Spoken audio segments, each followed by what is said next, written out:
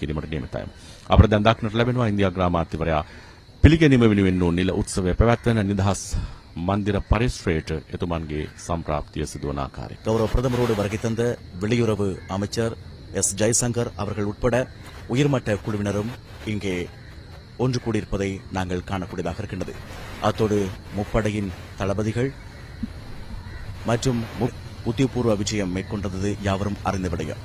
அதன் பின்னதாக விடுக்கப்பட்ட அழைப்பின் பேரிலேயே பாரதாரம் மீள கட்டியெடு இந்திய பிரதமர் நரேந்திர மோடிக்கான உத்தியோகபூர்வ வரவேற்பு நிகழ்வு இன்று காலை கொழும்பில் உள்ள சுதந்திர சதுக்கத்தில் நடைபெற்றது. சுதந்திர சதுக்கத்திற்கு வருகை தந்த இந்திய பிரதமர் நரேந்திர மோடியை ஜனாதிபதி அனுரகுமார திசாநாயக்க வரவேற்றார். பின்னர் இந்திய மற்றும் இலங்கை தேசிய கீதங்கள் இசைக்கப்பட்டன. இந்திய பிரதமருக்கு ராணுவ மரியாதை செலுத்தப்பட்டதுடன் 19 மரியாதை வேட்டுகளும் தீர்க்கப்பட்டன. இலங்கை மற்றும் இந்தியாவிற்கு இடையில் 100 ஆண்டு நட்புறவின் வளமான எதிர்காலத்திற்கான உறுதிப்பாடு என்ற எண்ணக்கருவை உறுதிப்படுத்தும் வகையில் இந்திய பிரதமர் நரேந்திர மோடியின் இந்த விஜயம் அமைந்துள்ளது. இதேவேளை இந்த கலந்துரையாடலின் பின்னர் எரிசக்தி, பாதுகாப்பு, பொருளாதாரம், சுகாதாரம் உள்ளிட்ட துறைகள் தொடர்பான ஒப்பந்தங்கள் கைச்சாத்தாக உள்ளன.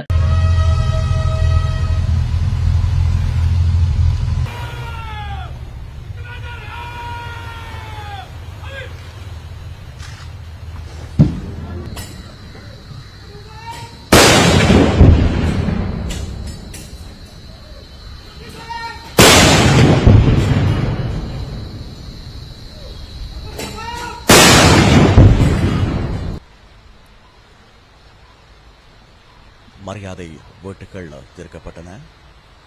இதனைத் தொடர்ந்து மரியாதை அணிவகுப்பு இடம்பெறும்.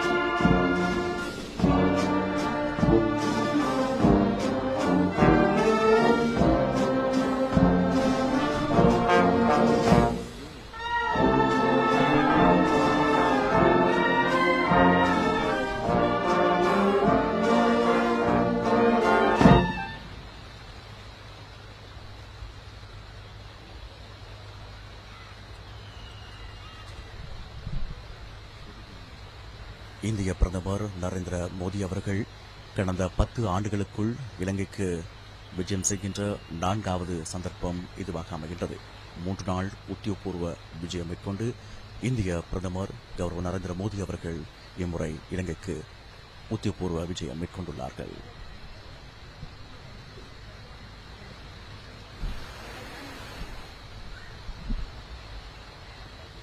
ලංකාවට පැමිණි විශේෂ නියෝජිත පිරිසත් මේ මොහොත සඳහා එක්ව සිටිනවා.